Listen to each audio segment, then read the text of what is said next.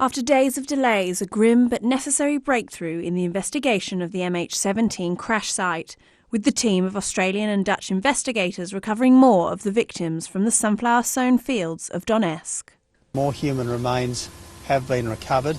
They will be taken to Kharkiv for repatriation to Holland and eventually repatriation around the world. A small gesture of compassion in the so far undignified aftermath of this tragedy, it was revealed the 80-strong team is also working to recover some of the victims' treasured possessions. Possessions are important to the family members. You would have seen that some family members have specifically commented that they'd like certain parts and that their loved ones were taking with them to be returned. So we've recovered possessions and we've also recovered some minor parts of wreckage. However, the bleak task is far from over, with the group, including members of the Australian Federal Police, still yet to comb much of the 50-square-kilometre crime scene. I expect that our officials will be on site for a week or so yet, and that's assuming nothing goes wrong. The safety of AFP personnel and other investigators is an ongoing concern, as tensions between investigators, separatists and Ukrainian forces remain high. The AFP has not and will not carry firearms to the wreckage site, either concealed or otherwise. According to the Prime Minister, bringing those responsible to justice is still a top priority. However, at this stage, the international team's mission remains a humanitarian one rather than that of evidence gathering, leaving the victims' grieving families no closer to real closure. Helen Mulroy, Sky News.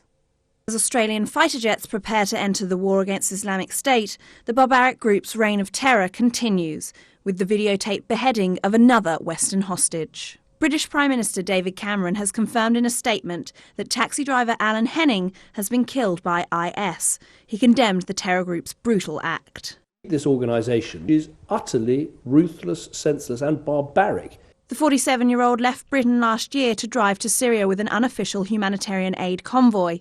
He was kidnapped just before Christmas last year, shortly after crossing into Syria from Turkey.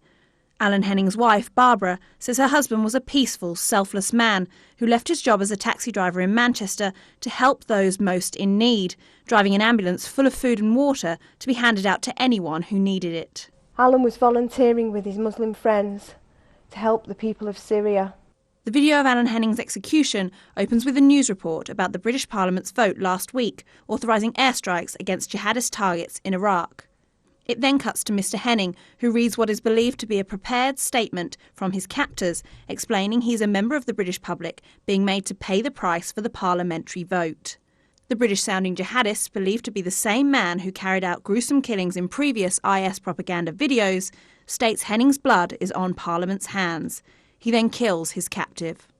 The video ends with IS threatening a further hostage, American aid worker Peter Kassig. Alan Henning is survived by his wife and 2 teenage children. Helen Mulroy, Sky News.